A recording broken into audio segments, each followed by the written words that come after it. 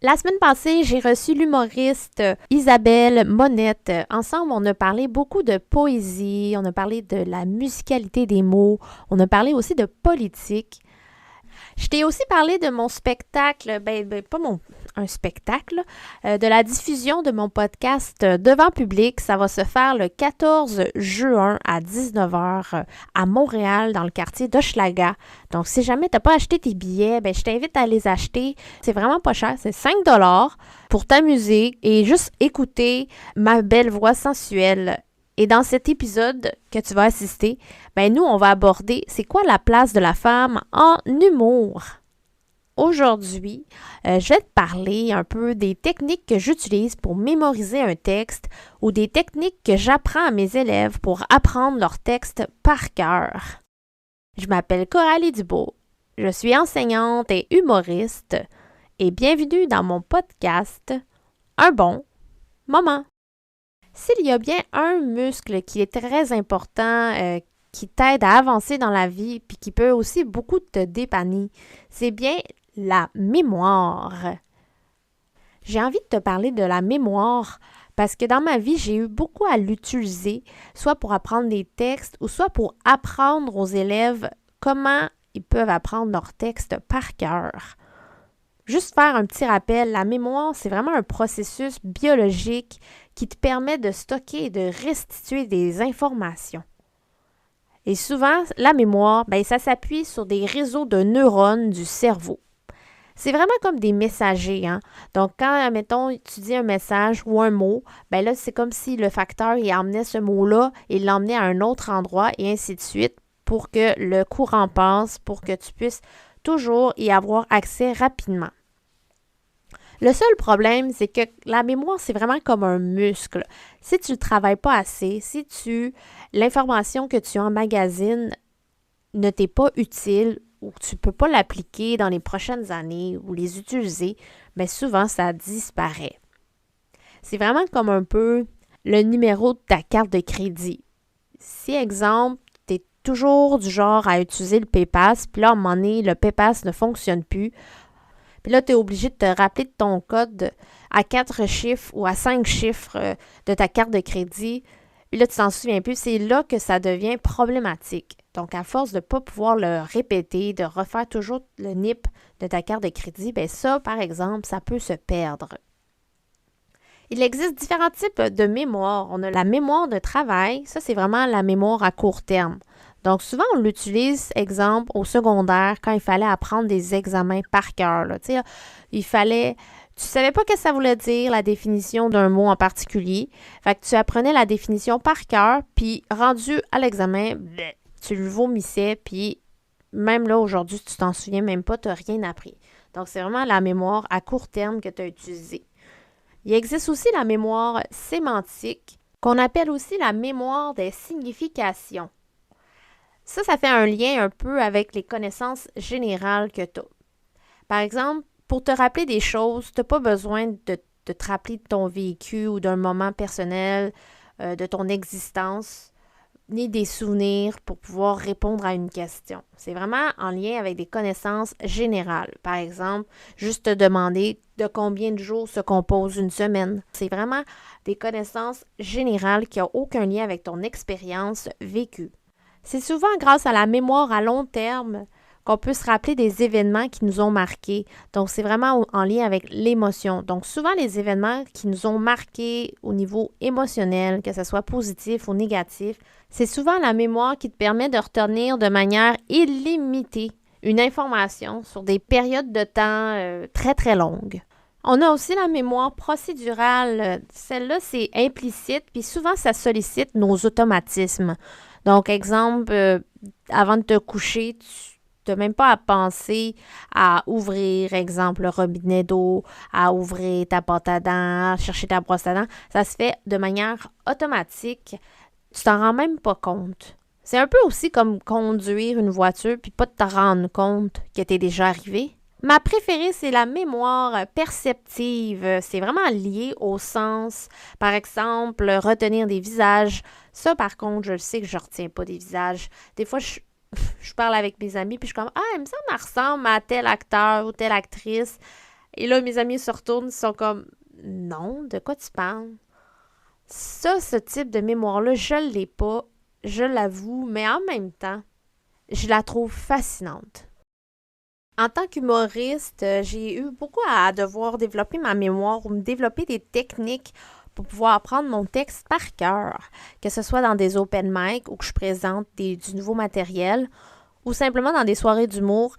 Je devais au moins me consacrer un bon une semaine et demie à apprendre mon texte par cœur. Donc ça m'a obligée à trouver des façons de faire et l'une des techniques que j'utilise pour m'en rappeler, c'est la répétition.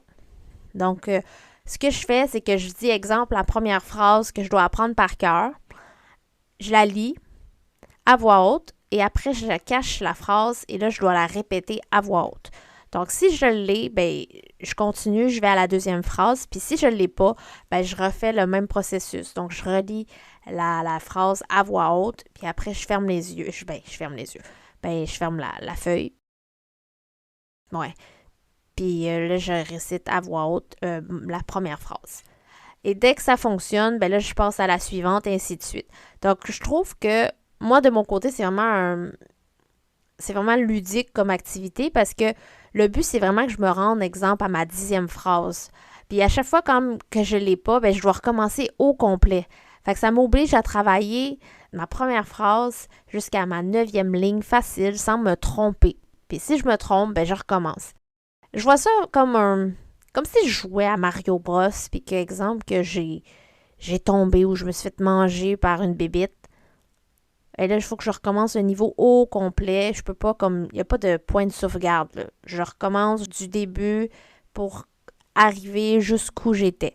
Fait que c'est comme pour moi, je vois ça plus comme un défi que quelque chose qui est décourageant. Et souvent, c'est ça que je fais avec mes élèves. C'est que je leur dis, OK, tu lis cette phrase-là à voix haute, ils la lisent à voix haute, puis après, ensuite, je la cache, puis je dis, OK, c'est quoi tu as lu? Puis là, il faut qu'ils la récitent. S'ils l'ont pas, je dis, OK, on recommence. Et à chaque fois, eux, ils trouvent ça drôle parce que je suis quand même très exigeante envers eux. S'ils se trompent, ils ont une hésitation, on recommence. Tu vois? Fait que je le fais pas trop intense parce qu'à à force à longue, ben, ça va les décourager. Mais je le fais assez pour leur donner un défi. Puis je le fais avec un sourire. Fait que peut-être que cette façon-là, en tout cas, de mon côté, cette façon-là fonctionne totalement. Mais j'ai remarqué aussi que les personnes aussi fonctionnent de façon différente. J'en ai rencontré une, c'était une élève.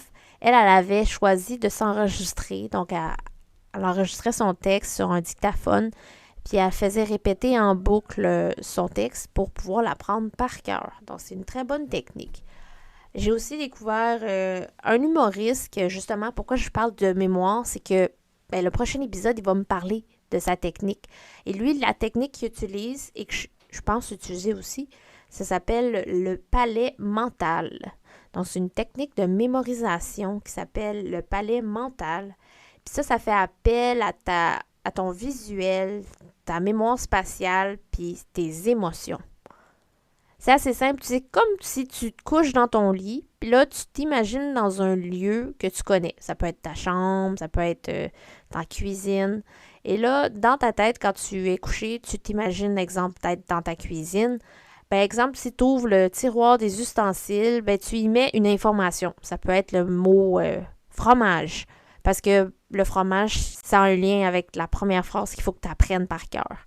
Donc, juste en fonctionnant comme ça fait que les informations, même si elles sont farfelues ou désorganisées, et qui n'ont pas vraiment de lien, juste en se visualisant dans un lieu connu où tu as bien mis des informations dans ta tête, comme des compartiments, ça permet vraiment de régler ou d'apprendre des choses rapidement. Le palais de la mémoire, c'est une technique de mémorisation qu'on a vraiment beaucoup popularisé à cause de Sherlock Holmes. Je ne sais pas si tu as regardé la télésérie sur Netflix avec Benedict Cumberbatch. À chaque fois, je dis Cucumber. Là. En tout cas, cet acteur-là, lui, il joue le rôle de Sherlock Holmes. Puis souvent, Sherlock Holmes, qu'est-ce qu'il fait pour se rappeler des informations? C'est qu'il se ferme les yeux et qu'il s'imagine dans un lieu qu'il connaît et il ouvre un tiroir et c'est là que chaque tiroir est lié à une information importante. Et bien entendu, pour ne pas oublier cette information-là, c'est vraiment important de toujours revenir à cette information-là, à y retourner, parce que si tu y retournes pas, ben c'est dommage, cette information-là va disparaître. Tu t'en souviendras plus. Donc, de là où que je dis que la mémoire, c'est vraiment comme un muscle. Donc, plus tu le travailles, plus tu utilises des informations rapidement que tu as appris, que tu les appliques, plus tu as de chances à t'en rappeler. C'est pas pour rien aussi si on oublie un peu parler une langue. Par exemple, si tu as appris l'anglais au secondaire, puis tu n'as pas évolué dans un environnement où il faut que tu parles anglais, ben c'est fort probable que quand tu arrives aux États-Unis, tu te sens un peu rouillé. En tout cas, moi, ça a été ça quand j'ai mis les pieds dans le Chinatown à New York. J'ai trouvé ça très difficile de bargainer mon collier. Ça a été très difficile en anglais. J'y allais vraiment j'y allais vraiment avec mes doigts là, $5, puis là, je vous montrais que je voulais l'acheter à 5 piastres.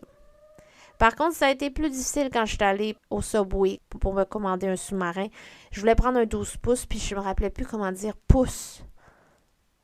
Je me souvenais plus comment dire pouce en anglais. Fait que j'avais dit 12 pounds pour pouce.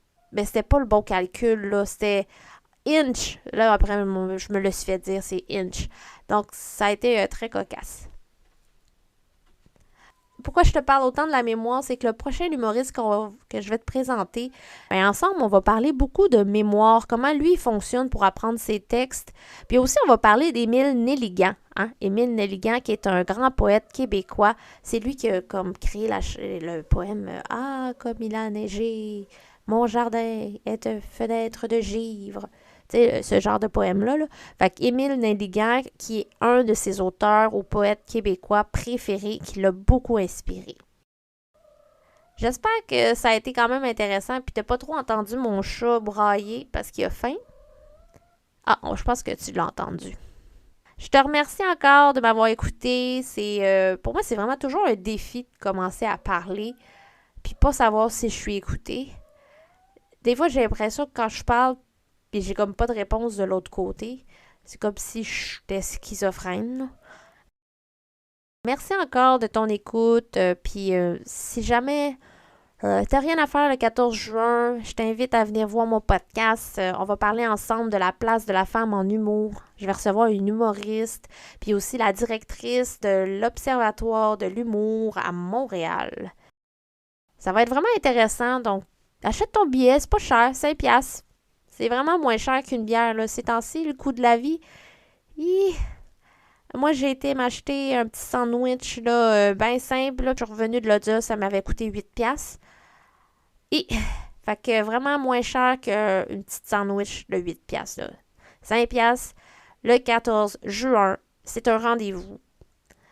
J'espère aussi que tu as passé un bon moment.